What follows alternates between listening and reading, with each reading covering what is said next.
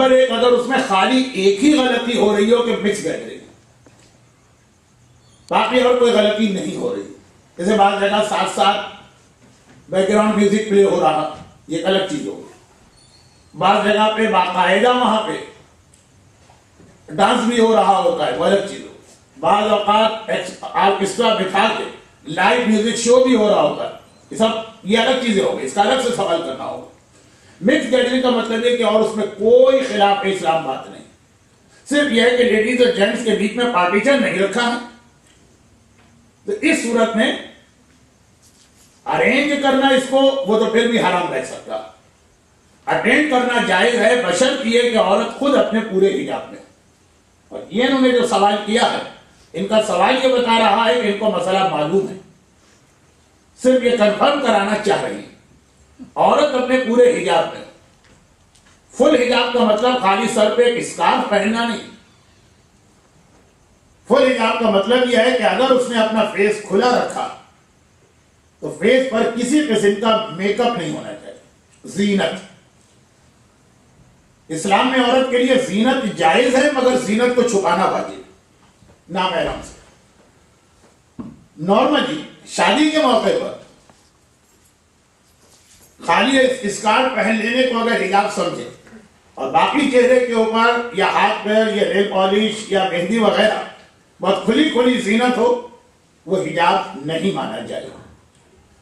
یہ ایک بہت اہم مسئلہ ہے، کیونکہ شادی میں نارملی ہم نے یہ نہیں عورتوں کو اس طرح نہیں دیکھا ہے کہ جیسے مثلا وہ کربلا یا نجف میں زیارت پہ نظر آتی ہے، یہ چہرہ کھلا ہوا ہے، یا حج میں یا عمرے میں مکے مدینے یہ چہرہ کھلا ہوا ہے لیکن باقی بالکل سمپل، لباس بھی سمپل اور باقی سارا بال وغیرہ چھوٹے. شادی میں عموماً کچھ نہ کچھ زینت ہوتی ہے. اچھا، زینت جس کے اندر میک اپ بھی آ گئے، جس کے اندر جویلری بھی آ گئی، جس میں کپڑے بھی آ گئے. اس کو اب ہم اس طرح سے اسٹارٹ کریں کہ اسلام میں حجاب کسے کہتے ہیں. حجاب کا مطلب یہ ہے کہ سر سے لے کے پیر کے ناخن تک، پیر انکلوڈ ہے.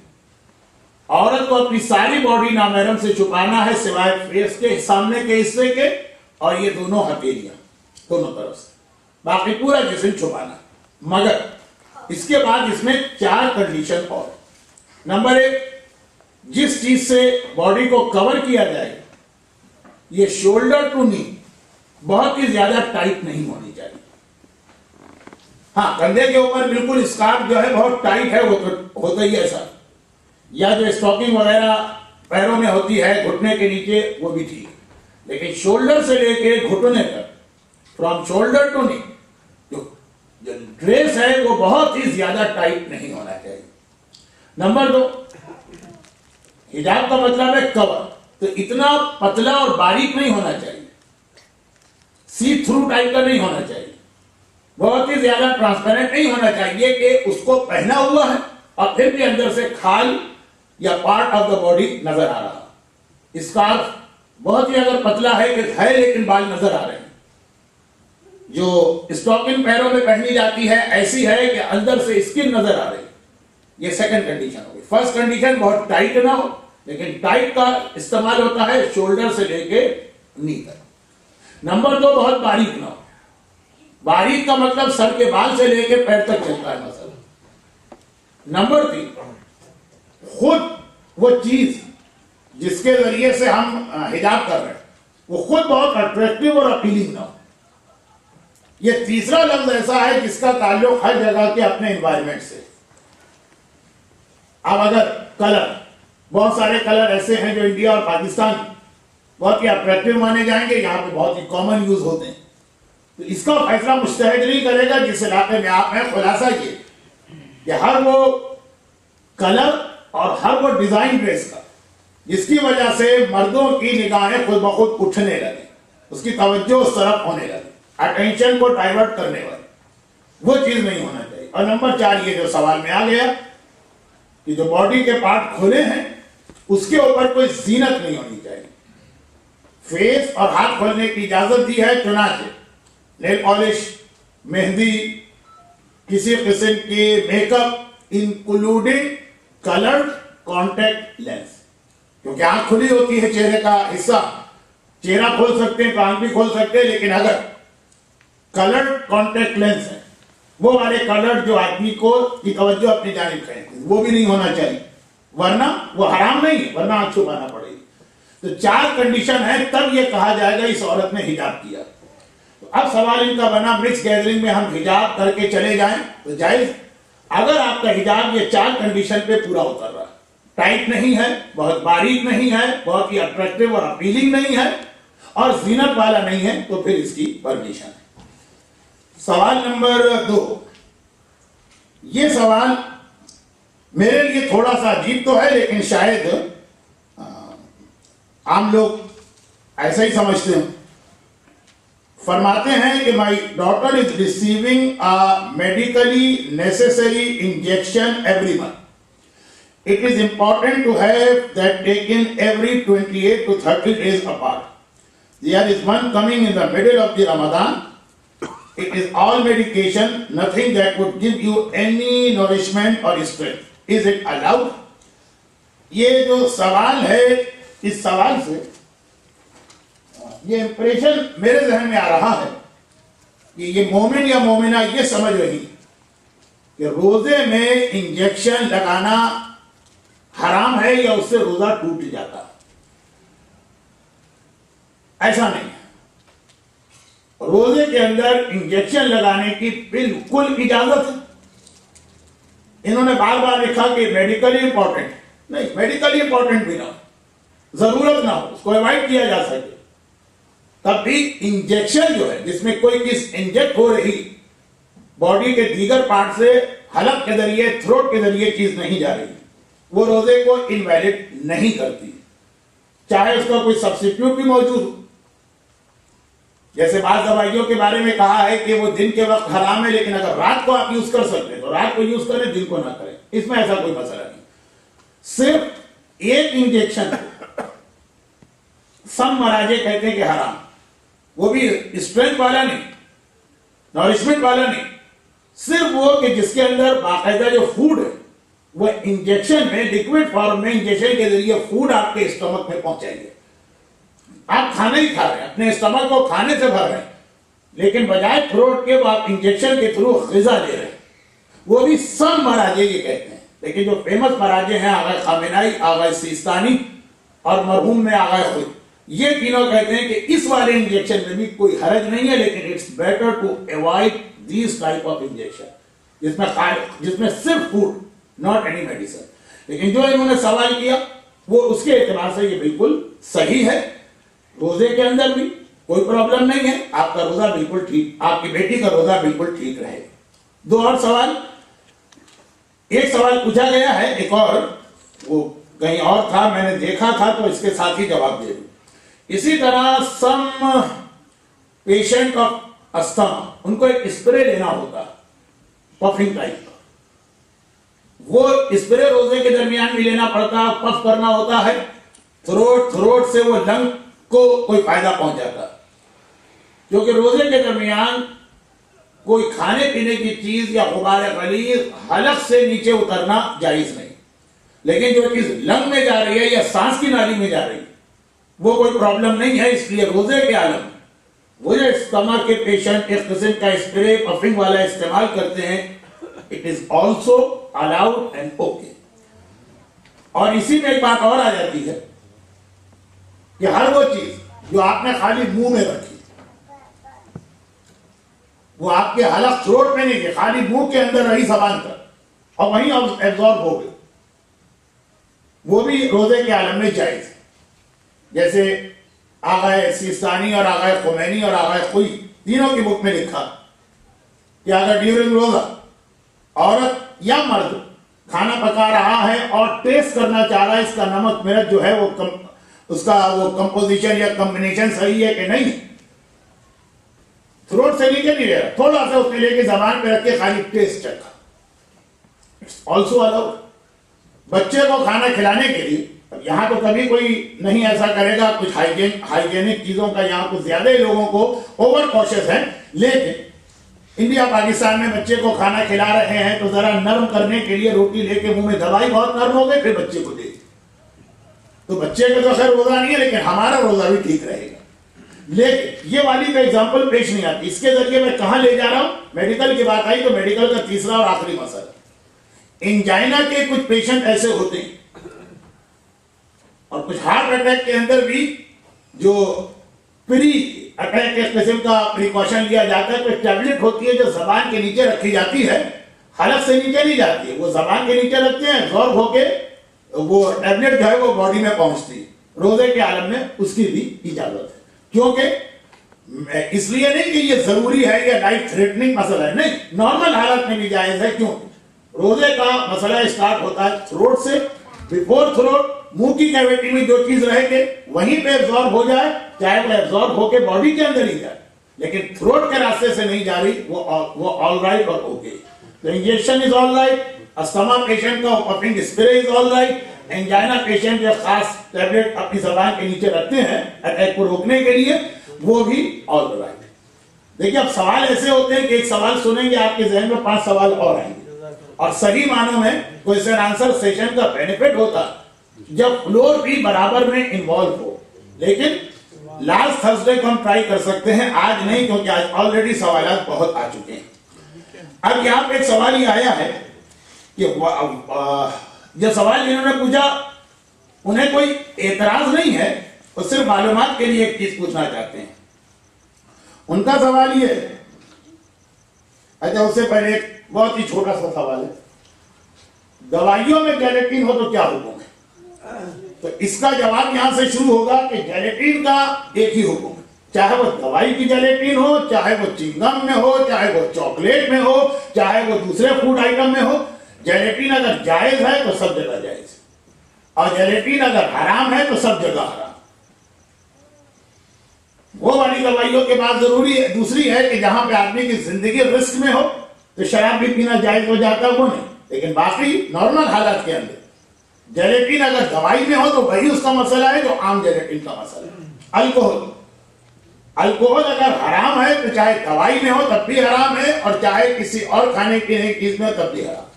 اور الکوہل اگر حلال ہے تو دوائی میں اگر حلال ہے تو باقی چیزوں میں بھی حلال ہے.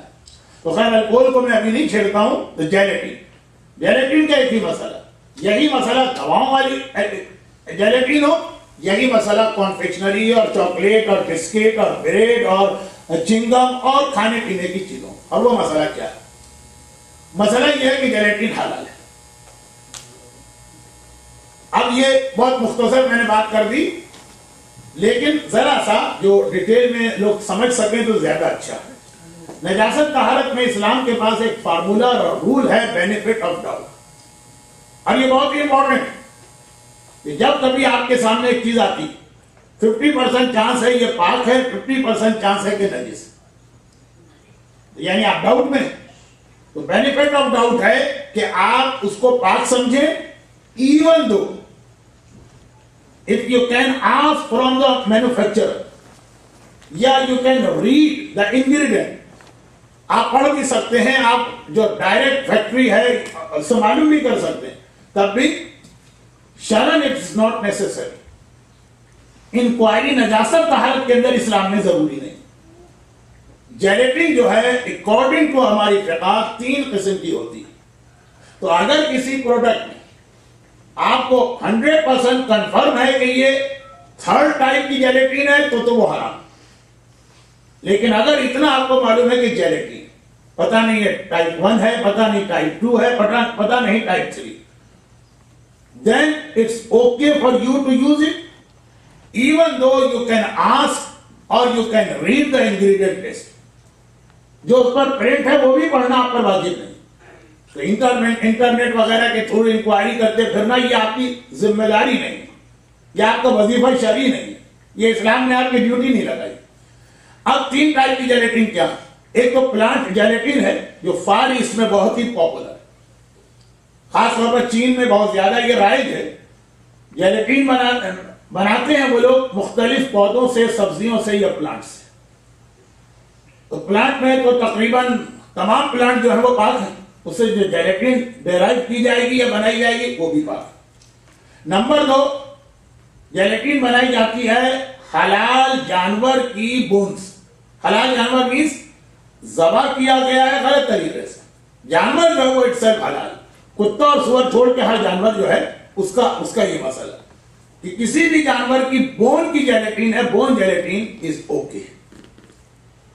ایک بات بتا دوں، آقا سیستانی فرماتے ہیں احتیاط واجب یہ ہے کہ بون سے بھی اوائڈ کریں، مگر احتیاط واجب مینس اس کے بعد کے مرجے کی بات مانیں.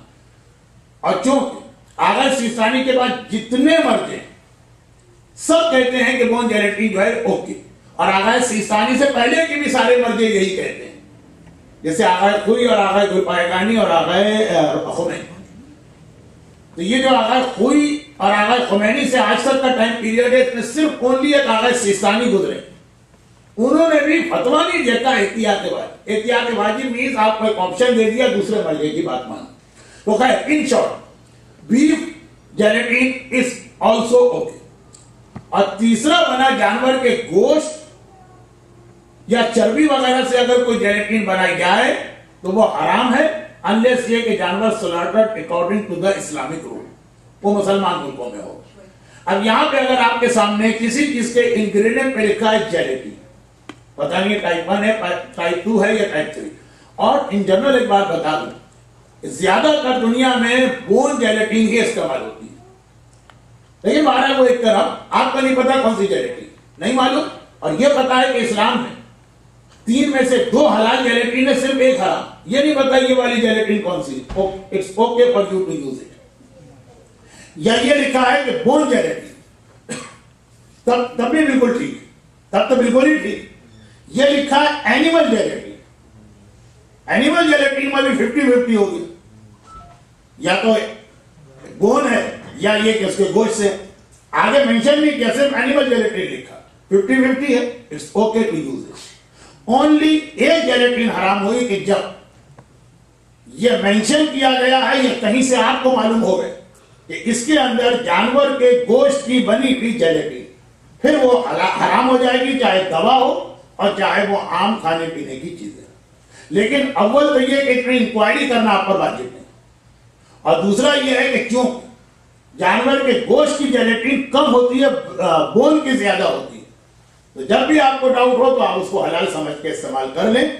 میں 18-20 سال کے بعد جعفری آیا ہوں، اس لیے میں نے یہ اعلان پہلے دن نہیں کیا، ورنہ نارملی جب کوئسچن آنسر سیشن ہوتے ہیں تو میں یہ اعلان کر دیتا ہوں کہ 2-3 مسئلے ایسے ہیں جو پبلک ہر آنے والے سے پوچھتی.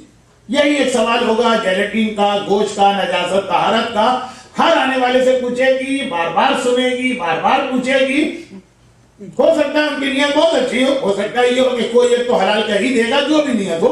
تو میں عموماً کہتا ہوں یہ سوال جو بہت زیادہ کامن سوال پوچھے جاتے ہیں اس کا جواب میں نہیں دوں گا یا بالکل آخر میں دوں گا.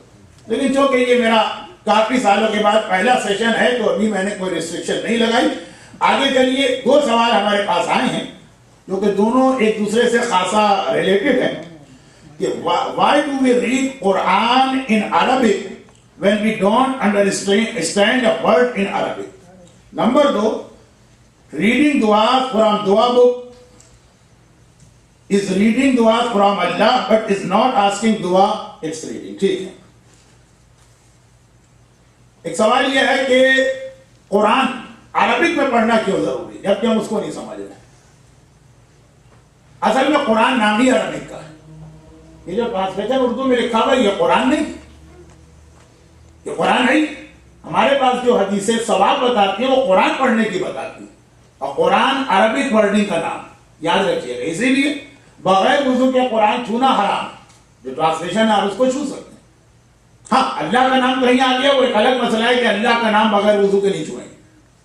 الحمدللہ رب العالمین، الحمد کے سورے کی پہلی آیت، الحمدللہ رب العالمین قرآن. ساری تعریفیں اللہ کے لیے ہیں. یہ جو آپ نے نیچے لکھا یہ قرآن نہیں. تو ان کا سوال یہ ہے کہ ہم قرآن عربک میں کیوں پڑھتے ہیں. اصل بات یہ ہے کہ ہم قرآن ہی کیوں پڑھتے ہیں. اس کے 2 جواب ہوں گے. ایک تو اس کا ثواب جو روایتوں میں آیا، مثلا رمضان میں قرآن پڑھنے کا ثواب، شب قدر میں قرآن پڑھنے کا ثواب، وہ آیا قرآن پڑھنے کا. قرآن پڑھنا تو قرآن تو ہے یا عربی، وہ جو اردو ہے وہ تو قرآن ہی نہیں. اور ایک الگ سے اسلام میں عبادت ہے یعنی یہاں اس سوال میں دو الگ الگ چیزیں مکس اپ کر دی گئی. ایک ہے قرآن سمجھنا. قرآن سمجھنا بھی ایک عبادت ہے, خود قرآن پڑھنا بھی ایک عبادت ہے. قرآن نام ہے صرف عربی, باقی جس زبان میں بھی جو لکھا وہ قرآن سمجھنا تو کہلائے گا. To recite Quran it's also عبادت, to understand Quran it's also عبادت. اور یہی وجہ ہے کہ سورہ جمعہ میں جو آپ ہر جمعے کو پیغمبر کی ڈیوٹیز ہے پڑھتے ہیں, یتلو علیہم آیات ہی, وہ خدا کی آیتیں تلاوت کرتا ہے. وَيُعَلِّمُهُمُ الْكِتَابَ, اور کتاب کی تعلیم دیتا ہے. تعلیم الگ چیز ہے, سمجھانا بتانا, اور تلاوت الگ چیز ہے. تلاوت خالی ریسائٹ کر دینا, چاہے سامنے والا کچھ سمجھے یا سامنے والا نہ سمجھے. تو ایک بات یہ یاد رکھیے کہ اگر آج تک ابھی تک قرآن پریزرو ہے, قرآن انڈرسٹینڈ کرنا ایک عبادت, لیکن اس کے لیے ضروری ہے کہ قرآن موجود ہو تو آپ اس کو انڈرسٹینڈ کریں گے. قرآن اگر معاشرے سے ختم ہو جائے تو آپ کیسے انڈرسٹینڈ کریں گے؟ تو قرآن سمجھنا جو ایک عبادت ہے, اس کے لیے ضروری ہے کہ پہلے قرآن کو محفوظ کیا جائے. اور اگر آج تک مسلمانوں میں قرآن محفوظ ہے تو صرف اس لیے کہ وہ بغیر سمجھے لیکن اس کا ریسائٹیشن ضرور کرتے. اگر بائبل کی طرح سے ایک بار قرآن کا اردو ترجمہ ہو جاتا تو انڈیا اور پاکستان کے معاشرے کو پھر اصل عربی قرآن کی اتنی ضرورت محسوس نہیں ہوتی. اور 2 سال میں نہیں, 10 سال میں نہیں, 50 سال میں نہیں, 500 سال کے اندر وہ عربی قرآن اٹھ کے رہ جاتا. اگر ایک بار قرآن کا لیٹن زبان میں ترجمہ ہو جاتا تو پھر وہ عربی ٹیکسٹ 500 سال کے بعد خود ہی ختم ہو کے رہ جاتا. اور پھر ہم جو بھی پڑھتے, جو ٹرانسلیٹر نے سمجھا تھا, ہم ٹرانسلیٹر کے کلام کو سمجھتے, اللہ کے کلام کو نہیں سمجھتے. کیونکہ قرآن کی ہر آیت, آپ دیکھیں اگر آپ 10 ٹرانسلیشن اٹھا لیں اردو میں یا انگلش, تو بہت سے کامن ہیں, لیکن جو بہت ہی اہم آیت ہے پریکٹیکل, اس کے ٹرانسلیشن میں اتنا فرق کہ شیعہ بھی اسی قرآن کی اسی آیت سے شیعہ بنا ہے, سنی بھی اسی آیت کو پڑھ کے سنی بنا, وہابی بھی اسی آیت کو پڑھ کے وہابی بنا, اور قادیانی بھی اسی آیت کو پڑھ کے قادیانی بنا. اوریجنل آیت ہمارے سامنے ہو تو ہم خود دیکھ سکتے ہیں کہ خدا کیا کہہ رہا ہے. اگر ٹرانسلیشن ہمارے سامنے ہو تو سنی کا ٹرانسلیشن کچھ ہوگا, شیعہ کا ٹرانسلیشن کچھ ہوگا. 500 سال کے بعد جو ہم اس پر محنت کریں گے انڈرسٹینڈ کرنے کی, وہ اللہ کے الفاظ کو نہیں سمجھیں گے, ہم ٹرانسلیٹر کے الفاظ کو سمجھیں گے. اگر ٹرانسلیٹر نے غلطی کی ہے تو ہم غلط چیز کو سمجھ رہے ہیں. اگر ٹرانسلیشن نے انٹینشنلی اور پرپزلی غلط ترجمہ کیا ہے تو ہم اسی چکر میں پھنس جائیں گے. یہ بائبل کی سٹوری, یہ دنیا کی ہر ایسی کتاب کی سٹوری. تو قرآن کا اوریجنل ٹیکسٹ بچانا بھی بہت ہے, وہ بچے گا تو ہر دور میں اس کو سمجھنا آسان ہوگا. پھر زمانہ بدلنے کے ساتھ بہت ساری آیتوں کا انٹرپریٹیشن بھی الگ ہوتا چلا جاتا ہے. اگر ہمارے سامنے رب المشرقین والمغربین وہی ٹرانسلیشن ہو جو 500 سال پہلے کیا گیا, وہ بالکل الگ ہوتی. اور جب سے یہ اسپیس ٹریولنگ شروع ہوئی تب اس آیت کا ترجمہ بالکل الگ ہو گیا. تو اگر ہم اس عربی کو نہ بچاتے تو وہ انڈرسٹینڈنگ بھی ختم ہو جاتی. اور عربی بچانے کے لیے ضروری سمجھ میں آئے سمجھ میں نہ آئے, خالی اس کو پڑھا جائے. اب آئیے یہ تو ذرا سا میں لاجک کی طرف گئے, ورنہ اصل مسئلہ یہ ہے کہ ہم جو عبادت کرتے ہیں ثواب کے لیے کرتے ہیں. روایتوں میں قرآن کو سمجھنے سے زیادہ قرآن کی تلاوت کا ثواب بتایا گیا. اور تلاوت کہتے ہیں خود عربی الفاظ کو, اردو الفاظ اللہ نے نازل نہیں قرآن کی جگہ میں, جو اللہ نے بھیجا, جو اللہ کی کتاب, اللہ نے مثلا الحمدللہ بھیجا ہے, ساری تعریفیں اللہ کی ہے, یہ نہیں بھیجا. وہ جو ثواب روایتوں میں آیا ہے وہ اصل عربی ورڈ کا ہے, چاہے سمجھ میں آئے چاہے سمجھ میں نہ آئے. اور ان کا دوسرا سوال یہ تھا کہ ہم دعا پڑھتے ہیں, ہم کو پتہ ہی نہیں کیا لکھا ہے. کسی نے بتا دیا کہ اگر بیماری ہے تو دعائے مجنون پڑھو, بیمار ٹھیک ہوتا ہے. پوری دعائے مجنون پڑھ جاتا ہے, ہم کو پتہ نہیں اس میں کیا موجود ہے. یا کسی نے کہا روزی چاہیے تو فلاں دعا پڑھو, دعا ہم نے پڑھ لی, ہم کو پتہ ہی نہیں ہم اللہ سے کیا مانگے, وہ پڑھتے چلے جا رہے ہیں. اس کا بھی وہی جواب ہے کہ آپ کو اس کی ڈیٹیل پتا ہو کہ نہ پتا ہو. آپ نے یہ دعائیں مجنون کیوں پڑھی؟ بیماری کے لیے, آپ کا بیمار ٹھیک ہو جائے. اب آپ کو پتا ہو کہ نہ پتا ہو تو فلاں پین کلر کے اندر کیا کیا چیزیں شامل ہیں, اور آپ نیت کریں کہ میں اس کو پین دور کرنے کے لیے کھا رہا ہوں, تو نہ نیت کریں, جیسے ہی آپ کھائیں گے اس کے اپنے اثرات ہوں گے. تو دعا کے اپنے اثرات ہیں, چاہے آپ کو اس کا ترجمہ پتا ہو کہ نہ پتا ہو, آپ کو اس کے میننگ پتا ہو کہ نہ پتا ہو. اتنا آپ کو پتا ہے کہ روزی کی دعا ہے, آپ پڑھ لیجئے, انشاءاللہ آپ کو روزی مل جائے گی. باقی اس کی تفسیر بہت ہو سکتی ہے, لیکن میں دیکھ رہا ہوں کہ بہت تیزی سے ٹائم گزر رہا ہے. اب سوال اتنے سارے ہیں. سوال یہ کہ ڈیورنگ حج men and women are together, then why for نماز we have a position at our masjid. اچھا یہ دو تین الگ الگ چیزوں کو انہوں نے مکس اپ کر دیا. ڈیورنگ حج men and women are together. یہ کس پوزیشن کی آپ بات کریں, طواف کی یا نماز کی؟ اگر طواف کی بات کر رہی تو میں یہ بتا دوں کہ طواف کے اندر نہ صرف یہ کہ ایک مسئلہ ہے, بلکہ سعودی حکومت اس مسئلے کو دوبارہ واپس بھی لانا چاہ رہی. بہت سارے مسلمان مجتہدین کے پاس حج میں بھی عورت اور مرد کو الگ ہونا, جیسے حج اور عمرے دونوں میں اگر آپ مدینے کی مسجد میں جائیں اور رسول خدا کا روضہ, وہاں پہ مرد الگ عورتیں الگ, دونوں کے ٹائمنگ بھی الگ ہے. اور یہ ہے کہ جب مرد وہاں جاتے ہیں تو عورتوں کو نہیں جانے دیتے ہیں. عورتوں کو اب تک یعنی تقریباً 60-70 سال پہلے حج میں یہ تھا کہ مرد دن کو طواف کرتے تھے, لیڈیز رات کے وقت جاتی تھی. اور پچھلے 4-5 سال سے اس میں خاصا کام ہو رہا کہ دوبارہ یہ سسٹم واپس لایا جائے. کیوں؟ بقول کچھ مجتہدین اور علماء کہ حج میں بھی اس طرح سے اجازت نہیں اور الگ الگ ہونا. لیکن خیر وہ تو ہو گئی یہی بات کہ آپ صرف 50-60 سال کے حج کو دیکھ کر اگر یہ سمجھیں کہ ہمیشہ سے ایسا حج ہوتا آ رہا ہے تو یہ غلط. پہلے حج ایسا نہیں تھا. جیسے جنت البقیع میں آج کل ہم لوگ جاتے ہیں, آپ کو پتا ہے پچھلے 2 سال سے بقیع میں بڑی سختیاں ہو گئی اور اتنے زیادہ وہ لوگ پابندی لگاتے ہیں. تو اس میں ایک آرگومنٹ وہ ہر سال ہوتا ہے, اور وہ یہ کہ وہ ایک جملہ کہتے ہیں جو بقیع میں گورنمنٹ کی طرف سے اپوائنٹڈ ان کے علماء کھڑے ہوتے ہیں. کیونکہ نارملی وہ لوگ انڈیا اور پاکستان کے ہوتے ہیں تو اردو بہت اچھی بولتے ہیں, زیادہ اردو ہی میں بات ہوتی.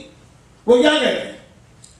وہ ایک جملہ یہ کہتے ہیں کہ یہ قبریں جو تم دیکھ رہے 1400 سال سے ایسی قبریں, یہ لوگ کہاں سے تصور لے کر آ گئے کہ اس پہ روزے تھے اور لوگ آیا کرتے تھے. پروف کرو, ویڈیو لے کر آؤ, ایسے گواہ لے کر آؤ. تصویروں کو ہم نہیں مانتے, سب جھوٹی تصویریں. اس وقت جو حالت ہے قبروں کی, اس کو دیکھ کر وہ یہ ثابت کرتے ہیں کہ 1400 سال سے یہی حالت, جبکہ ہارڈلی 80 سال ہوئے اس کو. اسی طریقے سے ایک بہت عجیب مسئلہ ہے, یونٹی بہت اچھی چیز ہے. حرم کے اندر نماز جماعت یعنی مکے میں ایک ہوتی ہے, اور وہ کہتے ہیں کہ دیکھیے آپ لوگ باقی ہر جگہ الگ پڑھتے ہیں یا ایک ہوتی ہے, لیکن وہاں بھی ایک ہوتی ہے. 70 سال بیفور 70 ایئرز خانہ کعبہ کے ذہن میں 4 الگ الگ نماز جماعت ہوتی تھی. حنفی الگ پڑھتا تھا, حنبلی الگ پڑھتا تھا, مالکی الگ پڑھتا تھا. باقاعدہ 4 مصلے تھے, چاروں کے ٹائمنگ بھی الگ تھے. یہ ختم تو پھر یہ شروع جو کسی حد تک آپ کو کربلا اور نجف میں اپنے روزوں میں نظر آئے گا. تو بعض لوگوں ایک چیز ذہن میں آتی کہ دیکھیے وہاں مکے کے اندر جائیے وہاں اتنی یونٹی ہے, کربلا میں جائیے وہاں 4 نمازیں جماعت ہو رہی. یہ سب 50-60 سال کی بات ہے. اس پر سارے اہل سنت علماء اس طریقے میں متفق نہیں. تو جو چیز آپ کے سامنے آ گئی آپ یہ نہ سمجھیے کہ یہ ہمیشہ سے ایسی تھی. تو حج میں بھی پہلے یہ تھا کہ عورتوں کے ٹائم الگ, مردوں کے الگ, اور کافی یہ لوگ کوشش کر رہے ہیں.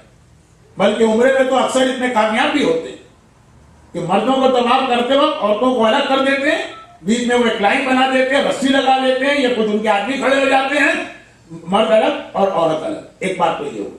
دوسری بات یہ ہو کہ یہ مسئلہ غالباً آپ طواف کا لکھ رہی ہے, ورنہ حج کے اندر جو نماز طواف پڑھی جاتی ہے اس میں اسٹل ابھی بھی یہی مسئلہ کہ مرد الگ عورتیں الگ. اور جو حرم کے اندر عام نمازیں ہوتی ہیں مغرب عشاء ظہر اثر, اس میں عورتیں الگ مرد الگ. تو خود حج جو ہے, حج کے مسئلوں کو عام زندگی میں نہیں لائیں. ایک ہی شرط میں لانے کو تیار, گرچہ مجھے تو کوئی اتھارٹی نہیں ہے, لیکن پوچھا آپ نے تو میں کہہ رہا کہ صرف عورت اور مرد کے ساتھ مکس گیدرنگ کو ہی نہ لائیے, پھر ہر چیز کو لائیے. کل سے پابندی لگاتے ہیں کہ ہر مرد حج والا لباس پہنے گا, ایک لنگوٹی اور ایک چادر, اور اس کے علاوہ کچھ نہیں پہنے گا. جب حج میں وہ پہنتا تو یہاں کیوں نہیں پہن رہا؟ یہ پابندی لگاتے کہ کوئی بلڈنگ میں نہیں رہے گا, جب حج میں وہ خیموں میں رہتا ہے ٹینٹ لگا کر, تو یہ جو مکانات کے اندر رہ رہا ہے، ہر آدمی جو ہے اپنا مکان بیچے گا، جا کے کاروان بھی ذرا سا پختہ ہوتا ہے، ٹینٹ میں جا کے رہے. حج جو ہے نا وہ ٹیسٹنگ ہے آدمی، اس کے مسائل کو عام زندگی میں لانا غلط ہے. جو ٹرائل کے موقع پہ، جو ٹیسٹنگ کے موقع پہ چیزیں ہوتی وہ عام زندگی میں نہیں چلتی. حج کا لباس ہم یہاں نہیں لاتے یہ کہہ کر جب حج میں یہ لباس ہے تو یہاں کیوں نہیں. حج کا ایکوموڈیشن ہم یہاں نہیں لاتے ہیں کہ حج میں جب یہ ہے تو یہاں کیوں نہیں. صرف عورت اور مرد ساتھ ساتھ چلے اسی میں ہم کو حج یاد آتا. حج خود ایک قسم کا ٹیسٹنگ، ایک ٹرائل ہے کہ عورت تمہارے اتنے قریب ہے لیکن یہ تمہارا امتحان ہے کہ سب پوری توجہ اللہ کی جانب ہے. چلیں حج کی ایک بات اور کہہ دوں نا، وہ مان لیجیے. شاید آپ نے مانی بھی ہوگی، لیکن اگر کسی کے گھر پہ ٹریجڈی، حج میں شوہر پر اس کی بیوی حرام ہے، بیوی پہ اس کے شوہر حرام، وہ آپ مان لیجیے کہ نہیں ٹھیک ہے ہم ساتھ ساتھ رہیں گے لیکن شوہر کے لیے بیوی حرام کریں گے، بیوی کے لیے شوہر حرام کریں گے. تو وہ حج کی چیزوں کو یہاں لانا، اس کا مطلب ہے حج کو سمجھے ہی. حج ٹیمپریری نوعیت کا ایک امتحان ہو رہا ہے آدمی کا، اور ایک قسم کی ٹریننگ ہے. حج کے سارے مسئلے اپنی عام زندگی میں آپ نہیں لا سکتے. وہاں کا قسم کا امتحان ہے نا. جیسے رمضان، کھانا سامنے رکھا ہے نہیں کھاؤ، پانی سامنے رکھا ہے نہیں پیو. اب یہ روزانہ یہ نہیں چلے گا 11 مہینوں. وہاں پر عورت اتنے قریب ہے مگر کوئی سیکچول خیال نہ آنے پائے، مرد کے دل میں عورت، عورت کے دل میں مرد. وہ ٹیسٹنگ ہے، ختم ہو گئی. اس کے بعد تو پھر عام حالت میں وہ سارے نیسیسری پریکاشن والے میجر لینا. اتنے لمبے لمبے جواب میں دے رہا ہوں، لیکن کیا کریں، سوال بھی کچھ اس ٹائپ کے آ رہے ہیں. تو جن کے سوالات رہ جائیں گے انشاءاللہ اگر میں زندہ رہا تو لاسٹ سیٹرڈے اس کا جواب آئے گا. If we went to be student of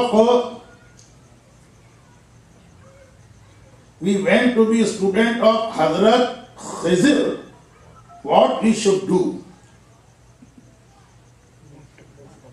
میں نہیں سمجھا. اچھا شاید یہ وہ حضرت موسیٰ کے واقعے کا ذکر کر رہے ہیں کہ حضرت موسیٰ جو تھے ان کو حکم ہوا کہ حضرت خضر کے پاس جاؤ.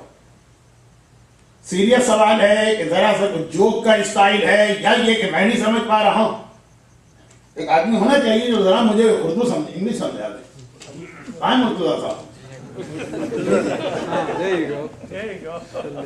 یہ حضرت خضر ہی کی بات کی گئی ہے کہ جو ہے خضر.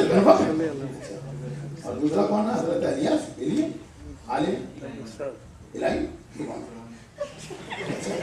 یہ دو تین سوال کسی بچے کے ہیں تو اچھے سوال ہوں گے، آپ قریب بیٹھیے. اچھا نہیں میں صحیح سمجھا تھا، لیکن ایسا سوال تھا کہ میں خود شک میں پڑ گیا. حضرت خضر کا اسٹوڈنٹ بننا ہے تو ہم کیا کریں؟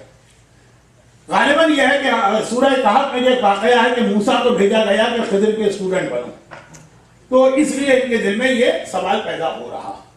تو اس کا ایک جواب وہ یہ ہے کہ قرآن میں حضرت ابراہیم کی شریعت کی بہت تعریف کی گئی، اور شریعت موسیٰ کا تذکر آیا، شریعت داؤد کا ذکر آیا. اب اگر کوئی کہے کہ دیکھیے قرآن میں اتنا ان کو ان کی امپورٹنس اور بتائی گئی اور ایمفیسائز کیا گیا، ہم اس شریعت پہ عمل کرنا چاہتے ہیں، تو جواب ہوگا کہ رسول خدا کی شریعت کے آنے کے بعد ابراہیم اور موسیٰ اور عیسیٰ سب کی شریعتیں کینسل ہو گئی. اچھی لگے تب بھی، بری لگے تب بھی. بری تو یقیناً لگے گی، موسیٰ کی شریعت میں 50 نمازیں تھیں، ہمارے یہاں 5 نمازیں، تو 5 کو چھوڑ کے کون 50 کی طرف جائے گا؟ مشکل لگے، چاہے کوئی مسئلہ اچھا بھی لگے. جیسے مارٹن روڈ میں، اچھا مارٹن روڈ شاید آپ میں سے ہر ایک نہ سمجھے، وہاں میری بہت تلخ بحث ہو گئی کہ جی وہ حضرت موسیٰ کی کتاب میں لکھا جیسے ہی عورت گھر سے باہر نکلے پکڑو اس کو گنجا کرو اور پورے محلے میں گھماؤ. مارٹن روڈ کی مسجد میں بورڈ لگانا کہ ساری ایسی عورتوں کو ہم گنجا کر کے گھمائیں گے. کافی بحث نہیں میری، لیکن کیا آپ نے نانسنس لکھ کے لگایا؟ کہا یہ تورات موسیٰ کے اندر ہے، وہ کتاب ارشاد القلوب کی روایت کھول کے دکھائے. حضرت موسیٰ کی شریعت میں اگر یہ ہے بھی، تو حضرت موسیٰ کی شریعت کی جو چیز اس بچے کو بہت اچھی لگ رہی تھی، ینگسٹر کو، ساری گنجی عورتیں گھومتی نظر آئیں، تو وہ بھی آپ عمل نہیں کریں گے. جو رسول خدا کے آنے کے بعد پرانی ساری شریعتیں کینسل ہو گئی، اس کا اچھا حکم ہو، اس کا برا حکم. حضرت خضر کا شاگرد موسیٰ بنے، بہت اچھی بات، لیکن آپ کو ضرورت نہیں، کیونکہ آپ خضر خود آل محمد کے شاگرد بنتے ہیں اور آ کر ان سے مسئلے پوچھا کرتے ہیں. جب خضر کا استاد ہم کو مل رہا ہے تو ہمیں خضر کے پاس جانے کی کوئی ضرورت نہیں. اب آپ کو مولا کا شاگرد بننا ہے جن کے پاس خضر آتے. آپ کو امام حسن کا شاگرد بننا ہے جن سے مسئلہ پوچھنا خضر نبی آتے تھے، جب ان سے بیٹر استاد مل گیا ہے تو پھر ادھر جانے کی کوئی ضرورت نہیں، آپ آل محمد کی شاگردی اختیار کریں۔ دوسرا سوال یہ ہے کہ who are آلین العین mentioned in قرآن؟ کچھ چکر ہے، میں نہیں سمجھ پا اب آر لکھا اس کا مطلب ہے کہ کوئی گروپ ہے یا کوئی الہین۔ سوری ان کا سوال ہماری سمجھ میں نہیں آ سکا ہے، ان سے میری سوری۔ میں حضرت خضر سے کانٹیکٹ کروں گا کہ کیا مسئلہ، یا اگر ہو سکے تو آپ خود قرآن کی آیت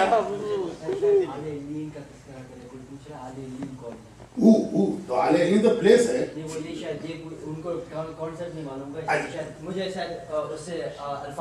اچھا ان کو یہ لگا کہ اس سے اعلیٰ علیین لگا کر، فرض کیجئے لکھنے والا کا کوئی اور مقصد ہو تو یہ والا سوال کا جواب تو ضائع ہوگا۔ ان سے میری ریکویسٹ یہ ہے کہ قرآن کی آیت کا نمبر لکھ دیں تاکہ سمجھ میں آ جائے۔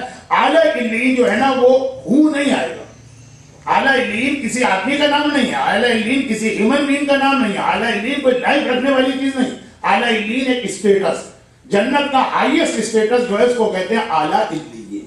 اگر مراد ان کی اعلیٰ علیین سے وہ ایک پلیس ہے، ایک جگہ ہے جنت میں، تو وہ ایک جگہ ہے کہ جہاں پر آدمی اپنے نیک کاموں کے ذریعے پہنچ سکتا ہے۔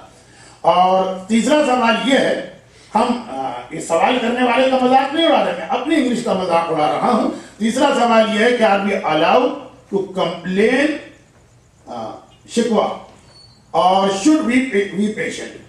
اس کے اندر جس انداز کے سوالات میری اسپیشلٹی ہے نا ادھر اس سے ہٹ کر آ گئے ہیں، میرے زیادہ تر مجھے مزہ آتا ہے فقہی مسئلوں کے اندر، تو یہ اس کا بہت مختصر جواب یہ ہے کہ شکوہ اور پیشنٹ یہ دو الگ الگ یا کنٹراڈکٹری چیزیں نہیں، بالکل پاسبل ہے کہ آدمی شکوہ بھی کر رہا ہو ساتھ میں وہ پیشنٹ بھی، جیسے دعائے خطا کے آخر میں ہم شکوہ کر رہے ہیں اللہم انا نشکو الیک فضل نبینا وخیرۃ ولیہ، خود وہی ڈائریکٹ لفظ شکوہ آ رہا۔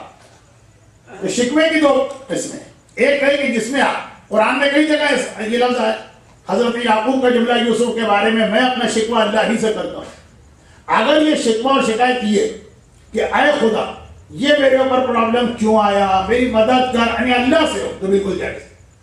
اور اگر آپ کا شکوہ ہو اگینسٹ اللہ، جیسے ایک زمانے میں ایک نوحہ چل نکلا تھا، غلطی ہو جاتی ہے آدمی، اے اللہ تو کتنا ظالم ہے، تو نے یہ کیوں کر دی، اے اللہ اتنے سارے لوگ یہ گناہ کرتے ہیں ان کے گھر پہ عذاب نہیں آیا، آنا تھا تو میرے گھر پہ آئے، جس میں اللہ پر آپ کا کمپلین ہو، اللہ پر اعتراض ہو، آپ کو آبجیکشن اللہ پر ہو، وہ شکوہ جو ہے حرام۔ اور جس میں نہیں، آپ جو ہے وہ اللہ سے شکوہ کریں، یار خدا اتنا میرے اوپر مصیبت پڑی ہے مجھ سے برداشت نہیں ہو رہی، اللہ سے آپ کہہ رہے ہیں تو بالکل جائز ہے، اٹس ناٹ اگینسٹ پیشنٹ، یا عام آدمیوں سے بھی بات کریں، لیکن یہی کہتے ہو کہ پتہ نہیں اللہ کی کیا مسئلہ ہے کہ مجھ سے برداشت نہیں ہو رہا ہے، اس لیے میں آپ سے اپنی پرابلم بتانا چاہ رہا ہوں، تو یہ حرام نہیں۔ اب اس کے بعد جو ہے ایک دو مسئلے ایسے آئے ہیں جس کے لیے میں توضیح لے کے بیٹھا ہوں، اس لیے کہ ان مسئلوں کے ساتھ یہ امپریشن بھی دیا جا رہا ہے کہ جیسے یہ مسئلے میں نے 2 سال پہلے بتائے تھے، شاید غلط سلط بتائے تھے۔ آغا سیستانی کی توضیح میرے پاس ہے جو میں عام طور پر کتاب ہاتھ میں نہیں لیتا ہوں، لیکن جب آغا سیستانی ہی کے ریفرنس سے 2-3 ایسے مسئلے بتائے گئے جو بعد میں آپ کے لیے پرابلم کریں گے۔ دیکھیے پہلا مسئلہ یہ ہے کہ فطرہ بہت اہم عبادت ہے، فطرہ بہت اہم عبادت ہے، اس کے بہت سارے بینیفٹ ہیں، جان مال کا تحفظ۔ آپ کو معلوم ہوگا کہ جو نارمل زکوٰۃ ہے اس کا نام ہوتا ہے زکوٰۃ مال، کیونکہ وہ آدمی کے مال کو پروٹیکٹ کرتی ہے، اور فطرے کا نام ہے زکوٰۃ البدن، کیونکہ آدمی کو فزیکلی مصیبتوں، بلاؤں اور آفتوں اور بیماریوں سے بچاتی ہے۔ تو فطرے کے اندر اگر غلطی ہو جائے یا خرابی ہو جائے، جیسے آپ نے غلط یا ایکسپائرڈ دوا پی لی یا غلط کمپنی کی دوا پی لی، تو نقصانات آدمی کی باڈی کو ہوں۔ اس کے علاوہ فطرہ کو ہے جو روزے کا قبول ہونا اسی پہ ڈیپینڈ کرتا ہے۔ اگر آپ نے فطرہ غلط دے دیا تو وہ آپ کے روزے جو ہے نا وہ صحیح تو ہو جائیں گے، قبول نہیں ہوں گے۔ اب اس فطرے میں بہت سارے مسئلے ہیں، لیکن 2 مسئلے بہت اہم بتائے گئے۔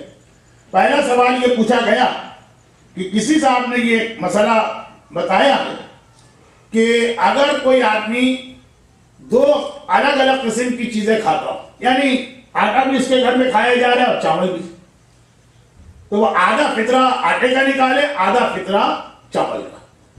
نہیں، فطرہ جو ہے نا وہ پوری مل کے ایک چیز بنتی ہے. یا نکلے گا تو پورا چاول کا نکلے گا، یا نکلے گا تو پورا آٹے کا نکلے گا. اگر آدھا آدھا کر کے دونوں کو نکالا تو وہ فطرہ نہیں بنا، وہ فطرہ نہیں کہلائے گا. وہ فطرہ آپ پر ایسے بھی مرتے دم واجب رہے گا اور اس فطرے کا کوئی بینیفٹ آپ کو نہیں ملے گا. وہ چیریٹی بنے گی، فطرے والا بینیفٹ نہیں ملے گا. اور یہ مسئلہ تمام مراجع کے یہاں ہے. بلکہ پہلے مسئلہ پڑھ دوں 2027. اگر آدمی آدھا فطرہ ایک جنس کا، نہیں 228، انسان آدھا فطرہ ایک جنس کا مثلاً گیہوں کا اور آدھا دوسری جنس کا مثلاً جو کا بطور فطرہ نہیں دے سکتا. بلکہ اگر یہ آدھا آدھا فطرہ فطرے کی قیمت کی نیت سے بھی دے تو کافی نہیں. کافی نہیں کا مطلب یہ کہ مجزی نہیں ہے، وہ نہیں مارا گیا. اب دیکھیں مسئلہ کیا ہے کہ فطرے کا مطلب ہے 6.6 پاؤنڈ. آپ نے 3.3 آٹا دیا، 3.3 چاول دیا اور یہ اس طرح کر کے دے دیا تو فطرہ نہیں ہو. فطرہ پورا 6.6 ایک چیز ہونی چاہیے. فرماتے بلکہ اگر آپ نے پیسے دیے، اب مثلا $10 آپ کو دینا تھا، آپ نے یہ کیا کہ 3.3 گیہوں کے پیسے نکالے، 3.3 چاول کے 12 دے دیا آپ نے. $12، 10 کے 12 دے، کچھ زیادہ ہی دے.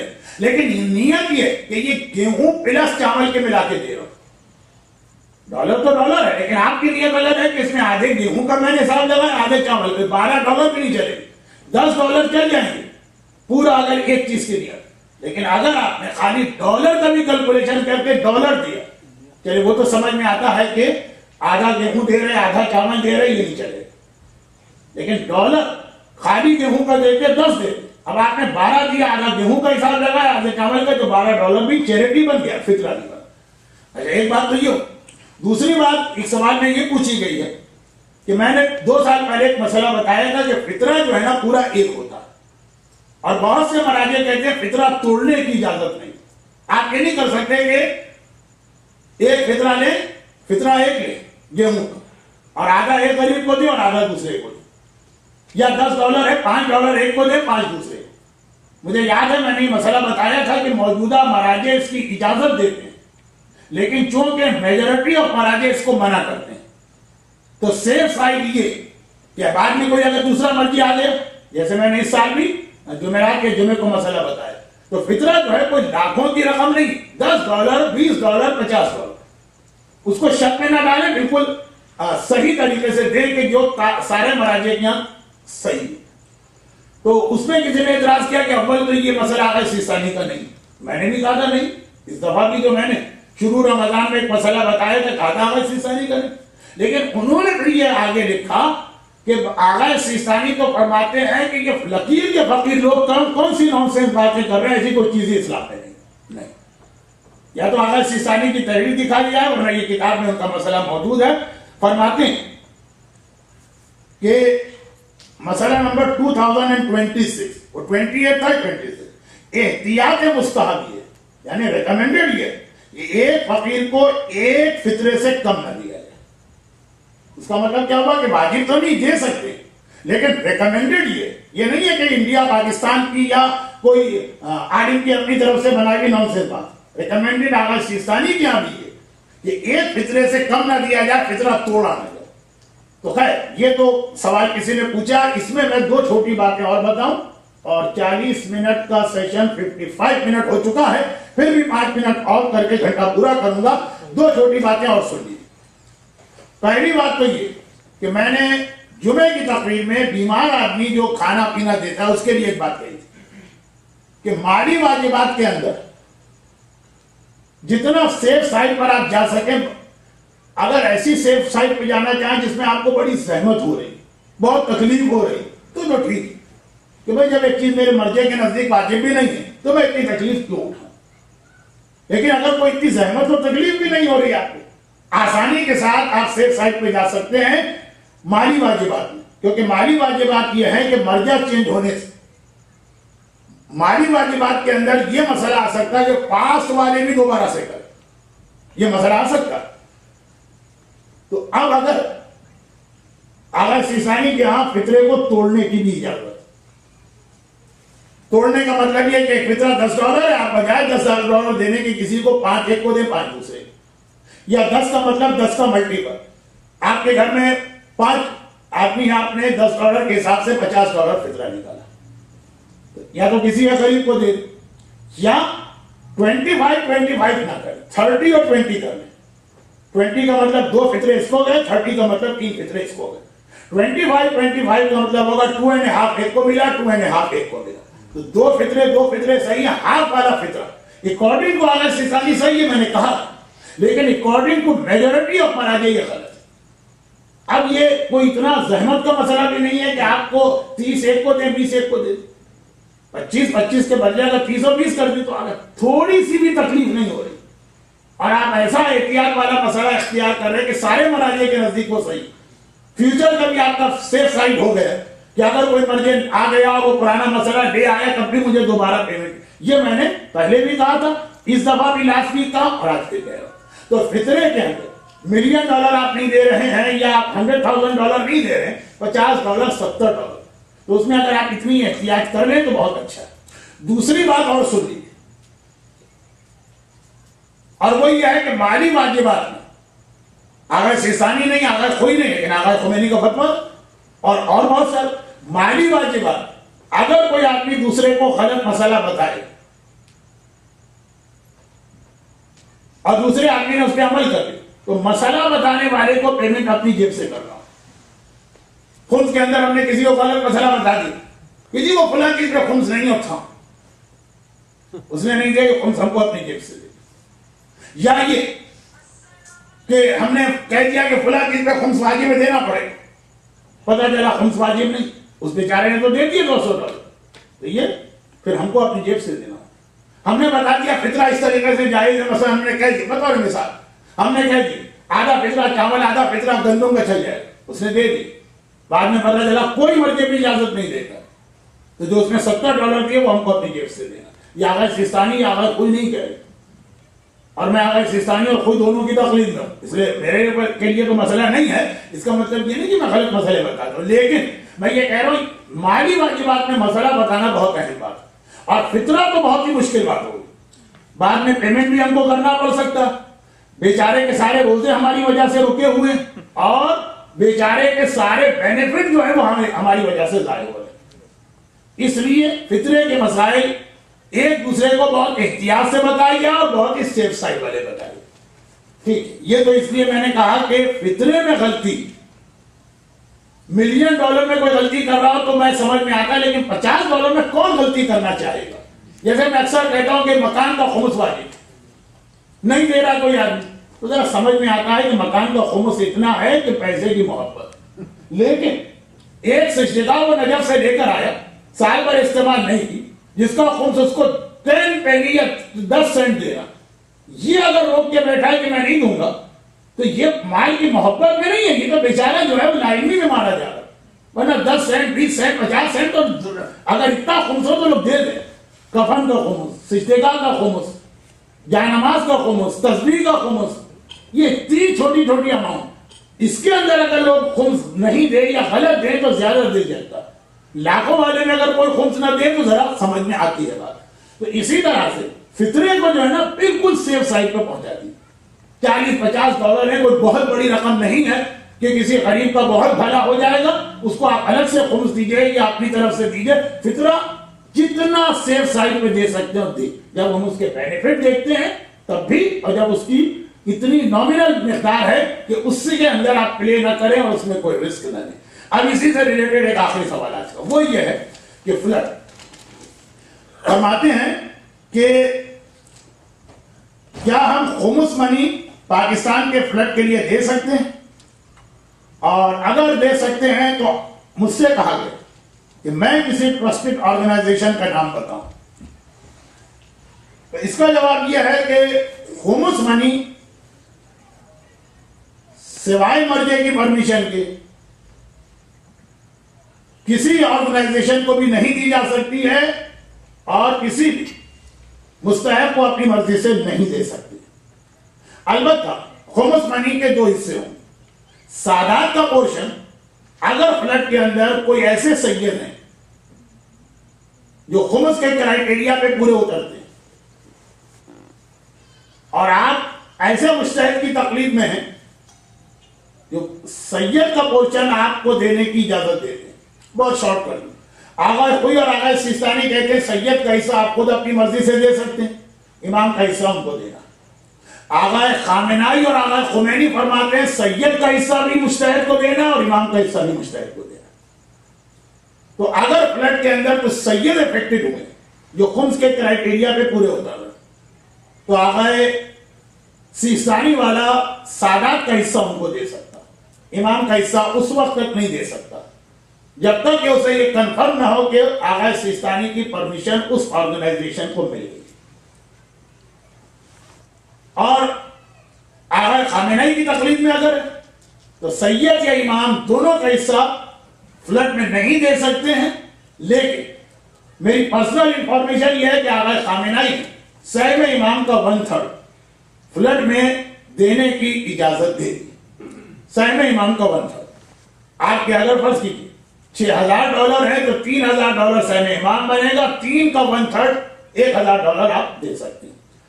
اور اگر سیستانی کی پرمیشن ابھی تک میری پرسنل انفارمیشن میں نہیں آئی، البتہ کافی حد تک میرا گیس ہے کہ وہاں سے بھی اجازت آ گئی ہوگی۔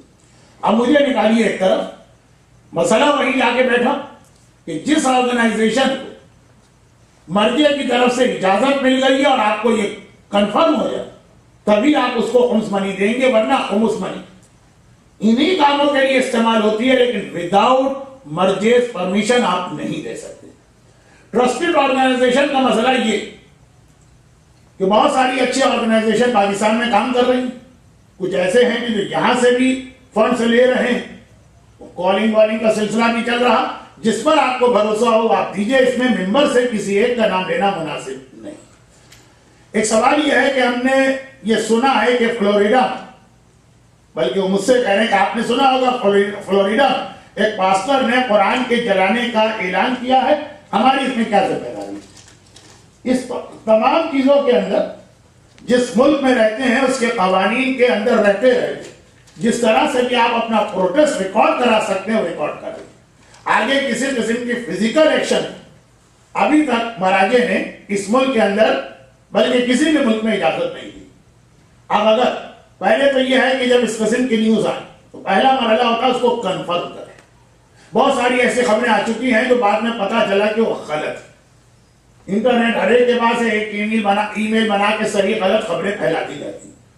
جب کنفرم بھی ہو جائے تو پھر موجودہ زمانے کے حالات کو دیکھتے ہوئے یہ جملہ ہے روایت کا کہ کبھی کوئی آدمی اچھائی کرنے جاتا ہے اس سے زیادہ نقصان پہنچا دیتا کہ لابینگ کرنا ہے یا اپنے یہاں کے جو سینٹ کا ممبر ہے اس سے کانٹیکٹ کرنا یا ای میل کے ذریعے پروٹیسٹ کرنا، اسی حد تک آپ کو رہنا، اس سے زیادہ کوئی ذمہ داری نہیں ہے۔ اور چونکہ 65 منٹ غالباً ہمارا سیشن ہو گیا ہے، اس لیے میں اس کو یہیں پہ وائنڈ اپ کر رہا ہوں اس اعلان کے ساتھ کہ ابھی اسٹل میرے پاس بہت سارے سوال اس سیشن کے بھی ہیں، اور انشاءاللہ 2 ویک کے بعد جب دوسرا سیشن ہوگا تو اس دوران اور سوالات بھی آ جائیں گے۔ کوشش کروں گا کہ نیکسٹ سیشن میں سب کو کمپلیٹ کروں، اور میں بھی سوالات اگر بہت ہو گئے تو میں بھی جعفریہ کی انتظامیہ کی جو خواہش ہے اس پہ بھی ہم عمل کریں کہ جو 2 ابھی ویکینڈ بچتے ہیں دونوں ویکینڈ میں ہم 40-40 منٹ کا کوئسچن آنسر سیشن رکھ لیں، لیکن تھوڑا سا یہ اسٹائل مجھے سوٹ نہیں کرے گا، تو تھوڑے سوال فلور سے بھی ہم لیا کریں گے تاکہ فلور جاگتا رہے اور اپنے ساتھ مجھے بھی جگائے رکھے۔ اس قسم کی اسپیچ تو میں اپنے کمرے میں بیٹھ کر ایک ویڈیو کیمرہ رکھ کے بھی آرام سے کر سکتا ہوں۔ آپ جب یہاں بیٹھے تو آپ کا بھی ذرا سا پارٹیسپیشن ہونا چاہیے۔ تو لاسٹ سیٹرڈے تو یقینی ہے انشاءاللہ اگر میں زندہ رہا، اور اب چانسز ہو گئے سوالات کی کثرت کو دیکھ کر اور میرے اس آخری اعلان کو سن کر کہ شاید ہم کو نیکسٹ سیٹرڈے کو بھی چاہے 45 منٹ کا صحیح ایک سیشن رکھنا پڑے گا۔ پروردگار محمد و آل محمد کی تمام زندگی جو علم کو پھیلانے کی کوششیں اور جہاد، اس جہاد کا واسطہ جو لوگ فقط اور فقط مسائل دین سیکھنے کے لیے رات کے اس حصے میں اتنی دیر یہاں پہ بیٹھے ہوئے ہیں، ان مومنین اور مومنات کی تمام حاجتوں کو پورا فرما، انہیں ہر مصیبت و پریشانی سے محفوظ فرما، انہیں اور ہر ایک کو تیرے دین کے حکم پر عمل کرنے کی توفیق عطا فرما، اس عبادت کے توسط سے ان کو ہر مصیبت پریشانی سے بچاتے ہوئے ان کے گھروں، ان کے گھر والوں، ان کی اولادوں تک اس سلامتی کو پہنچا، اور خدا بندہ ان تمام سیشن کی ہم کو ضرورت ہی نہ رہے، اس کے لیے اپنی آخری حجت وارث معصومین امام زمانہ کے ظہور میں تعجیل فرما۔ ربنا تقبل منا انک انت السمیع العلیم۔